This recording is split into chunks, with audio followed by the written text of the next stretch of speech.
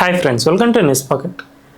రీసెంట్గా మహారాష్ట్రలో స్థానిక సంస్థల ఎన్నికల ఫలితాలు వెలువడ్డాయి. అంటే మున్సిపల్ స్థానాలు అండ్ మేయర్ స్థానాలు ఇవన్నీ ఉంటాయి కదా.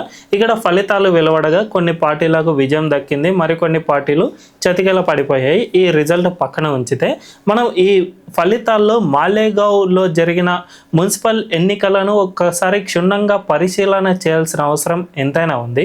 ఎందుకంటే ఈ మాలేగావ్ అనే దాంట్లో జరిగిన ఎన్నికల రీతిని అండ్ అక్కడ వచ్చిన రిజల్ట్ను పరిశీలన చేస్తే ఇది మన భారతదేశానికి ఏ విధంగా ప్రమాద గంటికలు మోగిస్తోంది అనడానికి ఇది ఒక మనం కేస్ స్టడీగా చూసుకోవచ్చు.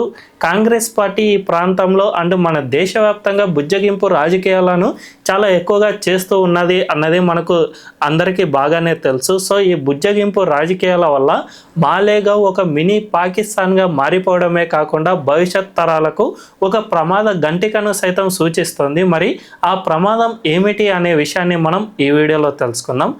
అంతకంటే ముందు మేము చేస్తున్న ఈ కంటెంట్ కనుక మీకు నచ్చినట్లయితే ఖచ్చితంగా మా ఛానల్ను సబ్స్క్రైబ్ చేసుకుని బెల్ ఐకాన్ను క్లిక్ చేయడం అస్సలు మర్చిపోద్దు. ఇక డీటెయిల్స్లోకి వెళ్తే, జనరల్గా మన దేశంలో బుజ్జగింపు రాజకీయాలు అనేవి కొన్ని దశాబ్దాలుగా కొనసాగిస్తూనే వస్తూ ఉన్నాయి. ముఖ్యంగా కాంగ్రెస్ పార్టీ గతంలో మన దేశాన్ని పరిపాలించినంత కాలము ఈ బుజ్జగింపు రాజకీయాలను చాలా ఎక్కువగా కొనసాగిస్తూ వస్తుంది. తద్వారా తన పార్టీ గెలుపొందాలి అనే ఉద్దేశంలో భాగంగానే మైనారిటీలు అందరూ కూడా ఒక ఓటు బ్యాంకుగా మారితే తద్వారా మెజారిటీలను కులాల పరంగానో వర్గాల పరంగానో విభజించి వాళ్ళ నుంచి కొంత ఓటును లాక్కుంటే ఖచ్చితంగా మనమే ఇక దేశంలో అధికారంలో ఉండవచ్చు అనే ఉద్దేశంలో భాగంగానే కాంగ్రెస్ పార్టీ ఈ మైనారిటీ ఓటు బ్యాంకును ఎక్కువగా నమ్ముకుంటోంది. బుజ్జగింపు రాజకీయాలను సైతం కొనసాగిస్తూ వస్తుంది. అదే సమయంలో మాలేగావ్ను మనం ఒక్కసారి క్షుణ్ణంగా పరిశీలన చేస్తే అక్కడ ఇప్పటి వరకు వచ్చిన ఓటు బ్యాంకు అండ్ ఈ రీసెంట్గా వచ్చిన ఫలితాల్లో సీట్లను పరిశీలన ఒక్కసారి చేద్దాం. రీసెంట్గా వెలువడిన మున్సిపల్ ఎన్నికల ఫలితాల్లో బీజేపీ జస్ట్ 2 సీట్లలో గెలుపొందింది. శివసేన 18 సీట్లు అండ్ ఇస్లాం పార్టీకి 35 సీట్లు, ఎంఐఎం పార్టీకి 19 సీట్లు, సమాజ్వాదీ పార్టీకి 2 సీట్లు. వీటన్నిటిని చూసుకుంటే ఇస్లామిక్ మతోన్మాద పార్టీలు ఎంఐఎం అండ్ ఇస్లాం పార్టీ ఏవైతే ఉన్నాయో ఈ రెండింటికి అక్కడి ప్రజలు ఏకంగా 75% ఆఫ్ సీట్లను కట్టబెట్టారు.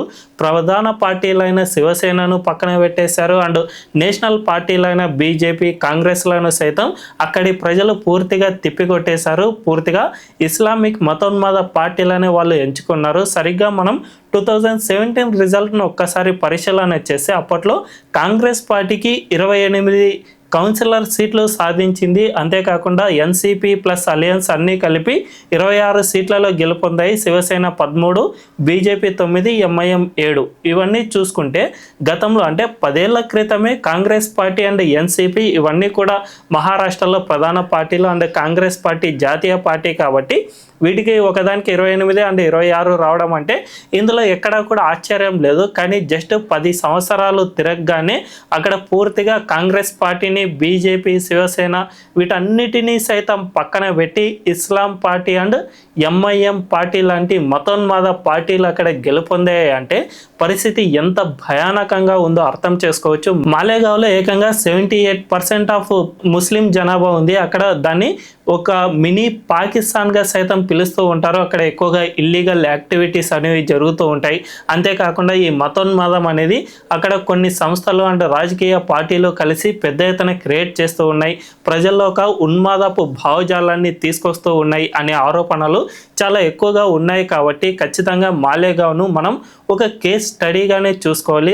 ఒక మాలేగావ్ మాత్రమే కాదు, మన దేశంలో ఇలాంటి ప్రాంతాలు చాలా చోట్ల ఉన్నాయి. అన్ని రాష్ట్రాల్లో చాలా ఎక్కువగానే ఉన్నాయి. మనం ఎక్కడో ఎందుకు చూడడం, ఒక హైదరాబాద్ని సరిగ్గా పరిశీలన చేస్తే హైదరాబాద్ ఎంపీ స్థానంతో పాటు 7 ఎమ్మెల్యే స్థానాల్లో ఎప్పుడూ కూడా ఎంఐఎం పార్టీ గెలుపొందుతూనే వస్తుంది. 1984 తర్వాత నుంచి హైదరాబాద్ ఎంపీ స్థానంలో ఎంఐఎం కాకుండా మరే ఇతర పార్టీ సైతం గెలుపొందలేదు. ఇక్కడ బీజేపీ ప్రధాన పోటీ ఇస్తున్నప్పటికీ కూడా ఆ పార్టీని పూర్తిగా దెబ్బ కొట్టలేకపోయింది. ఎందుకంటే హైదరాబాద్ నియోజకవర్గంలో సైతం ఎక్కువగా మైనారిటీ జనాభానే ఉంటుంది. అంతేకాకుండా మన ఉమ్మడి ఆంధ్రప్రదేశ్లో నియోజకవర్గాల పునర్విభజన జరిగినప్పుడు అప్పటి CM YS Rajasekhar Reddy MI MIM పార్టీకి ఒక సౌలభ్యం కల్పించే విధంగా మైనారిటీలు ఎక్కువగా నివాసం ఉండే ప్రాంతాలన్నింటినీ కూడా ఈ హైదరాబాద్ కాన్స్టిట్యుయెన్సీలో కలపడం, మిగిలిన ప్రాంతాలను వేరే వేరే నియోజకవర్గాల్లో కలిపేయడం ఈ విధంగా చేస్తూ వచ్చారు. తద్వారా పూర్తిగా ఎంఐఎం పార్టీని ఈ 7 నియోజకవర్గాలతో పాటు ఒక హైదరాబాద్ నియోజకవర్గంలో కూడా ఎంఐఎం పార్టీని గెలుపొందే విధంగా ఆయన పెద్ద ఎత్తున ప్రయత్నాలు చేశారు. అందువల్లనే ఈ 7 నియోజకవర్గాలు ప్లస్ ఒక ఎంపీ స్థానం ఎప్పటికీ ఎంఐఎం పార్టీకి రాసి పెట్టినట్లే జరుగుతుంది.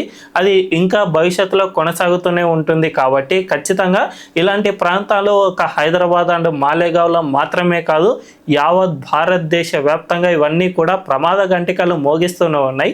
అయితే ఇందులో కాంగ్రెస్ చేసిన తప్పిదం ఏమిటంటే, ఇన్నాళ్ళు ఆ పార్టీ బుజ్జగింపు రాజకీయాల్లో భాగంగా మైనార్టీ ఓటు బ్యాంకును కన్సాలిడేట్ చేస్తూ వచ్చింది. వాళ్ళందరినీ ఒక ప్రాంతానికి కట్టబెట్టేలా చేయడం, వాళ్ళు ఎక్కువగా ఎక్కడైతే నివాసం ఉంటూ ఉన్నారో ఆ ప్రాంతాన్ని మొత్తంగా తీసుకుని ఒక నియోజకవర్గంగా ఏర్పాటు చేయడం, ఇలాంటి అనేక సమస్యలను క్రియేట్ చేయడం వల్ల వీళ్ళలో కొన్ని సంస్థలు ఉన్మాదపు ఛాయలను పెంచి పోషిస్తూ ఉన్నాయి. ఏకంగా మహారాష్ట్రలో మనం 2024 లోక్సభ ఎన్నికలను పరిశీలన చేస్తే అప్పట్లో ఓట్ జిహాద్కు ముస్లింలందరూ పాల్పడండి అని కొన్ని మతోన్మాద సంస్థలు పిలుపును సైతం ఇచ్చాయి. అంటే ఇది ఎంత ప్రమాదమో అర్థం చేసుకోవచ్చు. అయితే ఈ ఓట్ జిహాద్ వల్ల గతంలో కాంగ్రెస్ పార్టీ అయితే లాభపడింది, కానీ ఇంకా ముస్లింలు ఎక్కువగా ఈ మాలేగావ్ ప్రాంతంలో అయితే ఇప్పుడు ఏకంగా 78% ముస్లిం జనాభా ఉంది. కాబట్టి ఇవన్నీ కూడా కాంగ్రెస్ పార్టీ ఇన్నాళ్ళు ఏదైతే బుజ్జగింపు రాజకీయాలను నడిపించుకుంటూ వచ్చిందో ఆ పార్టీని సైతం పూర్తిగా పక్కన పెట్టేసి ఎంఐఎం అండ్ ఇస్లాం పార్టీ లాంటి మతోన్మాద పార్టీలకు వాళ్ళు ఓటు వేసి గెలిపించుకున్నారు. సో దీన్ని బట్టి చూసుకుంటే ఇకపై భవిష్యత్తులో ఎప్పుడైనా కానీ మైనారిటీలు తక్కువ శాతంలో ఉన్నంత వరకే ఈ సెక్యులరిజం లేకపోతే మన దేశ స్వాతంత్రం సౌభ్రాతృత్వం అనే వ్యాఖ్యలు వినిపిస్తాయి అండ్ భావ ప్రకటన స్వేచ్ఛ ఇవన్నీ కూడా వినిపిస్తాయి. ఒక్కసారి ఈ మైనారిటీల సంఖ్య ఎక్కువగా పెరిగిపోయినప్పుడు ఈ మతోన్మాద పార్టీలు అండ్ కొన్ని సంస్థలన్నీ కూడా ఉన్మాదపు ఛాయలను ప్రజల్లో పెంచి పోషిస్తూ ఉంటాయి.